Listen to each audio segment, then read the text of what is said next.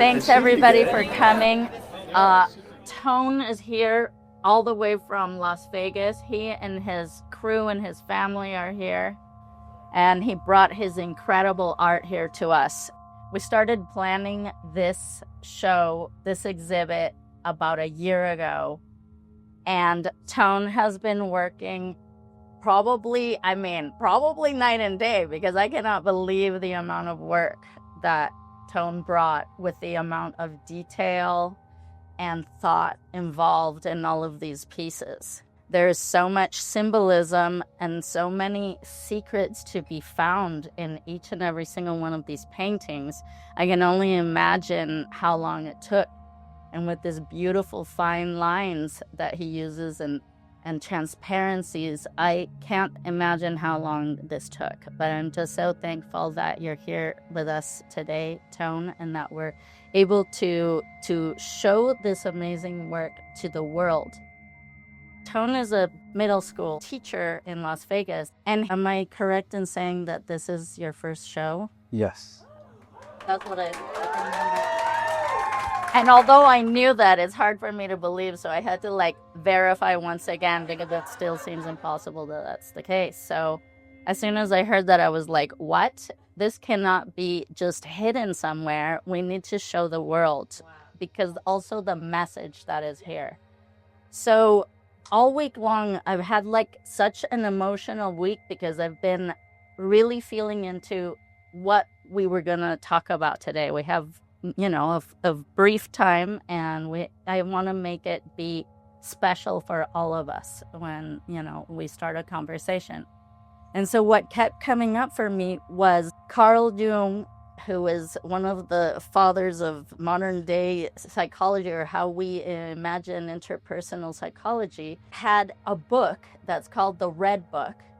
And it was all of these paintings about his dreams. And in them, the language of our inner realm, of our unconscious, is in those dreams. And he spoke about how if we learn to interpret that language, that we then put a spotlight on the part of us that is in a realm of the unconscious.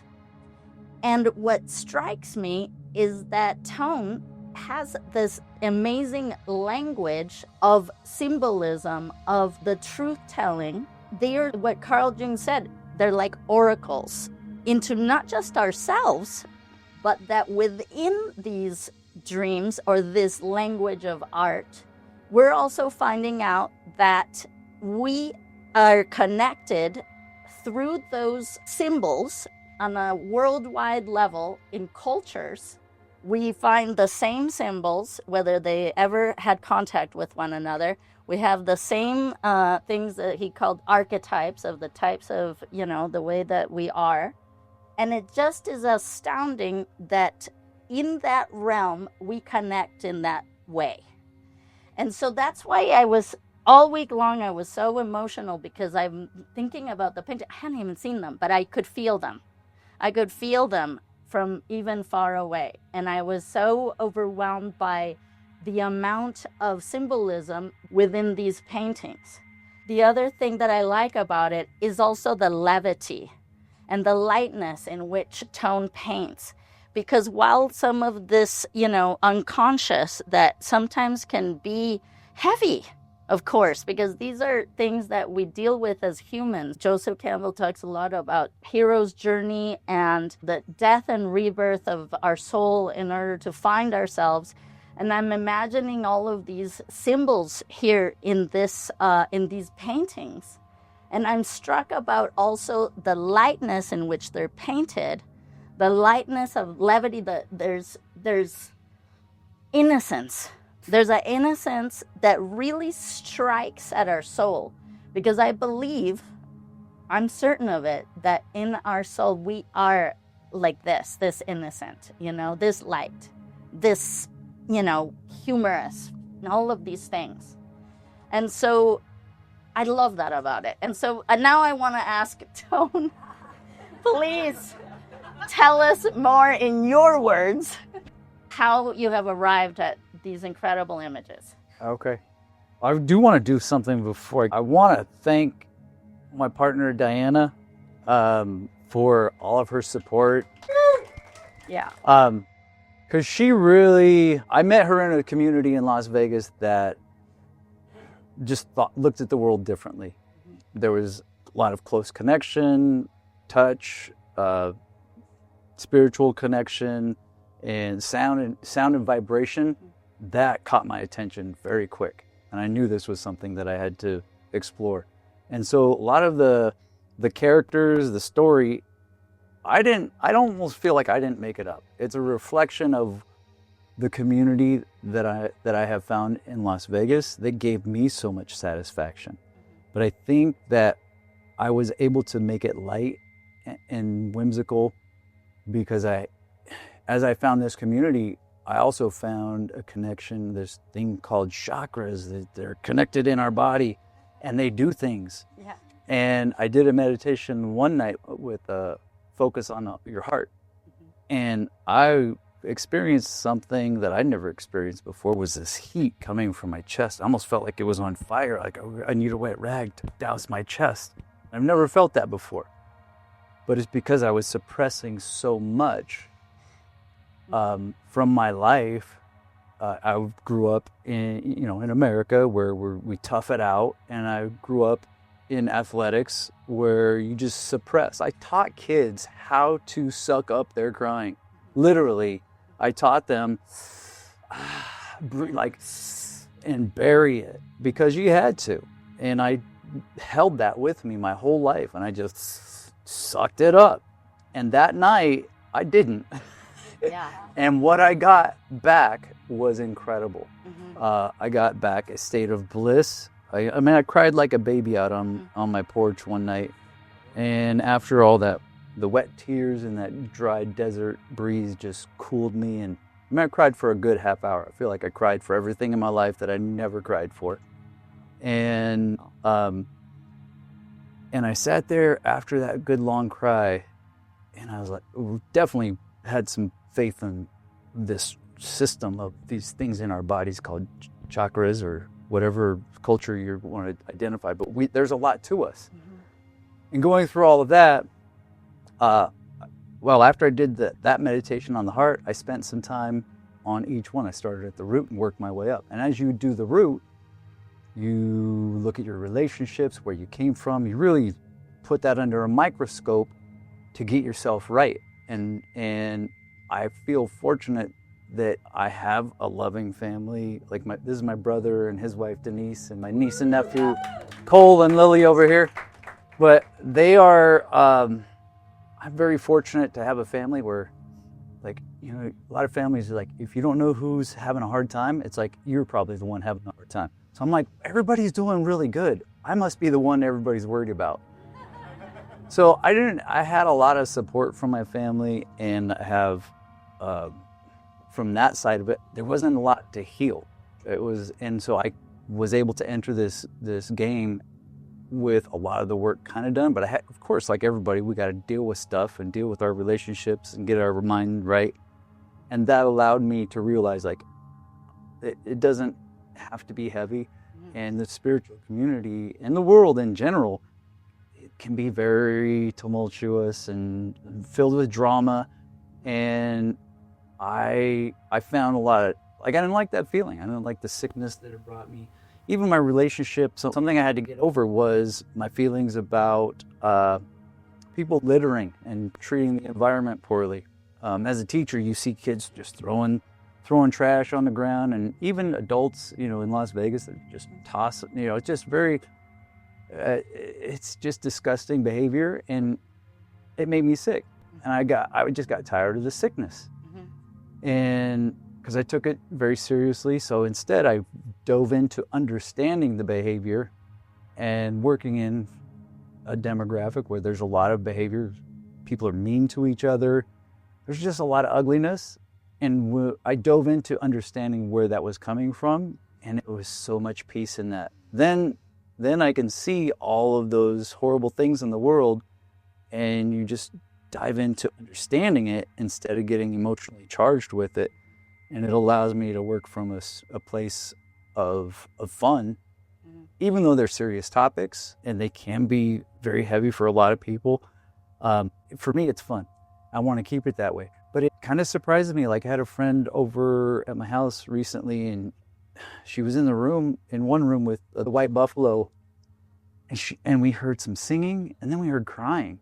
And I had no idea that was going to do that to her. Yeah. But she said something about it. She connected with it. I almost felt a little bit bad. Like, I didn't mean to make you cry. But I don't quite understand how everyone interacts with it and how they feel emotionally. This is the thing. Why a person could cry at looking at the painting is that they saw a truth.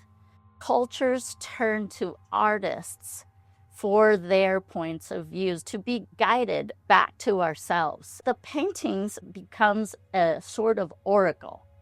There's a truth that's waiting to be found, whether we find it in philosophy, art, music, the arts, all of the things that are the language of the inner realm. And that's something that is really important. Could you take us to a couple of your favorite paintings and tell us some of the symbolism or some of like the most important things to you, like the meanings that you have to your paintings? Yeah, I guess this is here. We can talk about this one. The truth for me is breath and awareness of your body. So spending more time just like in moments where, like right now, I'm a little bit tense because this is a different situation. You have to be present, but really I just want to just kind of be. And so I do that a lot, and it's been very difficult, but art helped me get there, because as an art teacher, I was teaching AP art in high school, and they teach you to reject the norms, to reject the system, and reject question. And that gave me the tool to. Here's an interesting story. This is before I was into all this. I was laying on my couch like we do as Americans, watching TV in a bad posture, and I had this realization, like, this is not right, and it just snapped for me. Yeah. And it was like midnight. I got up on the couch, bam, stomped the spine of that couch and dragged it out into the street. And I was like, no, couch. Yeah, like, exactly. that's not what we're doing. Yeah. Yeah. And so after that, it was like, then the chair. Yeah. And then how I sit in a car. And then it was how I sit in a restaurant, how I go through my day, and how I be during the day. And our culture isn't designed to help our bodies. It's designed to make us passive and kind of weaken us, because, years ago, I just gave up on furniture, and it was the best move. It was so good for my life. That's great. But those are the truths that I kind of lean into, is like, what are we naturally inside of us, and feel into that. And the characters are a reflection of people who I've kind of looked to for guidance in finding that natural way. And a lot of times that natural way just kind of seems to naturally lead you into spirituality and this other thing, this little game we play with vibration and sound and music, and it's so fascinating and feels good and motivates the world and gives us so many tools to deal with our emotions. And yeah, it really comes from being present. But I had to reject a lot of the modern music because, you look at modern music and it feels corrupt to me now. I can't listen to the radio. I haven't turned my radio on in my car in years because I can't deal with short songs. It's like, I'm in one emotion, then next thing you know, you got me bouncing around, and then you got me I'm like all over the place. Yeah. I'm like, no, I'd rather sit here in my car and just hum to myself steady till I get home. Yeah. And that's just a much more peaceful way to exist on the road. So that was a good, and you don't get anxiety over how other people are interacting with you. And that in itself was, forget learning how to sing and vibrate and heal yourself and calm yourself with vibrations of your breath and your body. And, there were so many benefits to just making that switch. And it's just all a part of feeling into what's natural. One more thing that I felt into as well this week in rereading the things of, the philosophy of Carl Jung was also that societies are their strongest when the most amount of people have gone through what, is called like a hero's journey, and we arrive at self-realization and we arrive at individuation. And that the more people in a society arrive to that, the less strife, the less thing of corruption, the less up and down of emotions, the less negativity in the society. And so what do you think about, like, art as artists, as people who have gone through a journey and arrived at ourselves? Do we have, is it our duty, basically, to present our art? And I'm saying this as like almost a rhetorical question, but I think it's our duty to present our art in order for more people to understand the importance of the inner realm, so that more people can become self-actualized, self-realized, individualized, into feeling good about ourselves, and to reject a lot of the societal conditioning that has been programmed into us that makes us, like you were saying, feel bad, feel ill at ease. Yeah. Well, I feel like for me and this work, I feel like I'm following my community. And Peter pulled me out. Like I was happy to just be sitting in my home painting, and like for many years, I didn't find this community. So honestly, like the characters, actually this hadn't evolved quite yet, but I was happy to just sit there, and the paintings were my friends. Sure. And these hadn't come out yet, but and that was pleasant. But then when I found the community that really spoke to me, then now I do feel pulled out. Like I'm kind of torn. Like that's not my nature to like. This is a little bit odd for me to be in the center of attention like this. Sure. But I hear the message from so many people in my community that there's a need. Like I think we've talked about that a little bit also. And I'm not going to ignore that because I have so much faith and confidence in others. And I think I kind of keep myself a little, maybe it's I don't want to be too like everybody should see what I'm doing, but when you hear people receiving it well, then it starts to feel a little bit more comfortable. So this is a really big evening for me already. Thank you. For me too, for all of us. So as I look around, I just see I've had so many conversations with new friends and new community. It's so nice to connect with Peter and his people and you, Steph. And to feel that connection. Like part of me could just be a hermit and just go away in the woods and be with my breath and my body, but I feel so called to connect with everyone. And if this is where the direction that's being laid, I'm very much in the flow. Beautiful. Yeah. Well, we'll close with that. In the words of philosophy of Mahayana Buddhism, and as Ram Dass said it best, we're just walking each other home. I feel that. Thank you. Thank you so much. Okay.